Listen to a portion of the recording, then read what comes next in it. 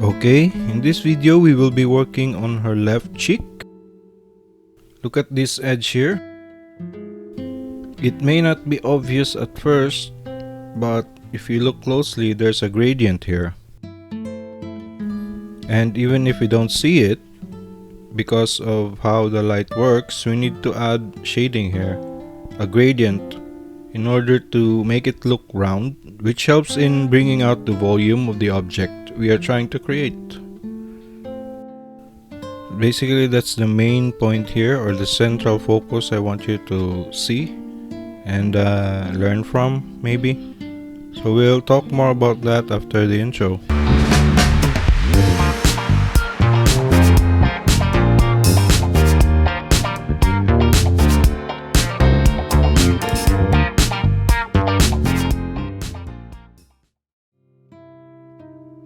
Again, sometimes you don't see it in the reference or even in real life, most often even. But if you want to bring out the volume of our shapes, our drawings, we are obligated to create this.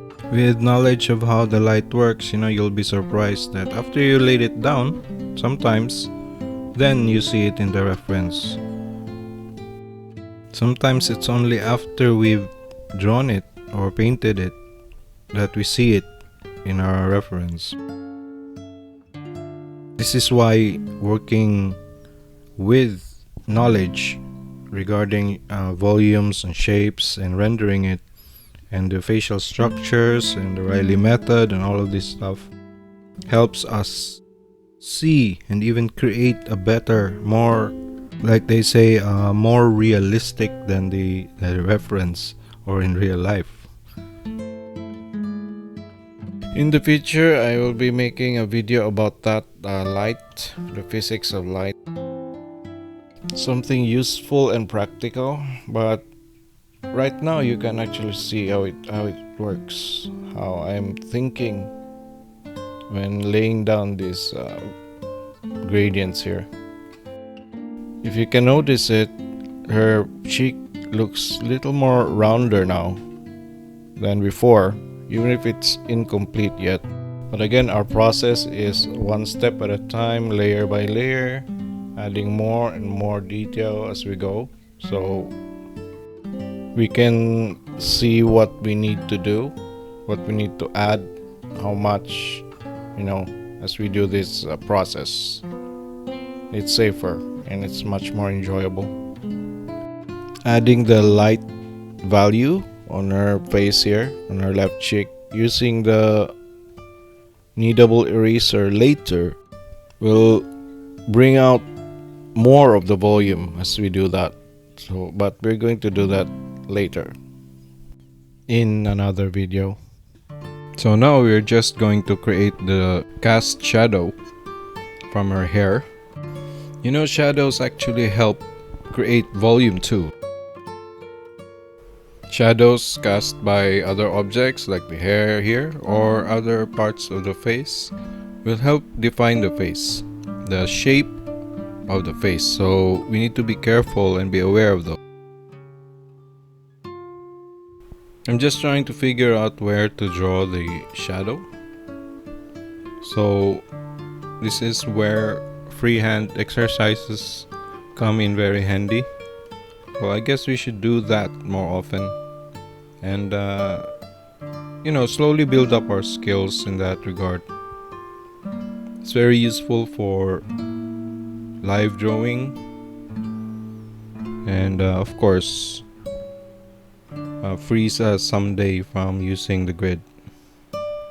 And even if we continue to use the grid, of course, for our clients, it will help us actually speed up the process of drawing our outlines, marking our points. Also, it's very, very important. Creating the shadows and shapes and shadings, everything. So freehanding, or not relying on grids and stuff like that is very, very useful. Just take it one thing at a time and have fun doing it. So it's not really about how serious you are in doing something. the more fun you're having in doing something, the more you learn actually. So it's a reverse effect, unlike what we are taught in school. So remember to have fun always while doing things, while drawing, of course. Else, what's the point, right? And always remember that perfection is a myth. What perfection really means is wholeness, completeness. There's a certain level of completeness that you can achieve that's enough, okay? Depends upon you and your audience if you're chasing that. But it's largely about you and your satisfaction. Whatever you are called to chase, then that's what you are trying to chase, and the best approach there is to not get angry if we can't get it.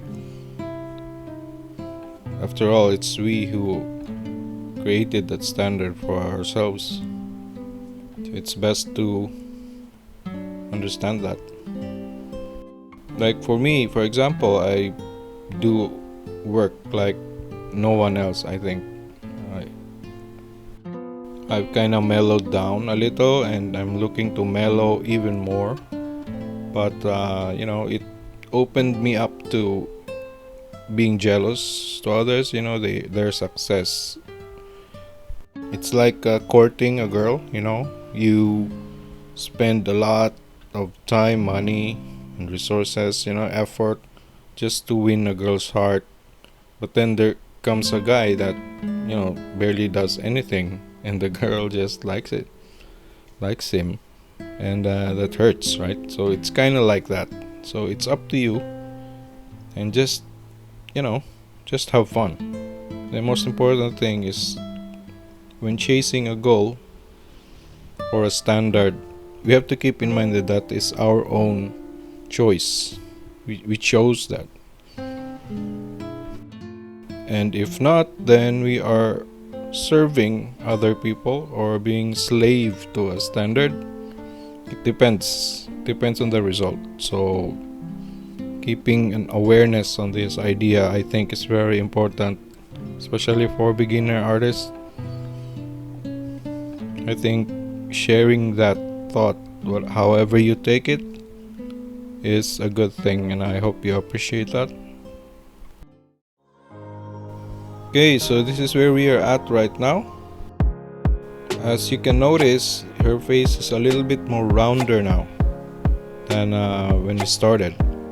So next stop, we're going to, I think, draw the hands, and see you in the next video.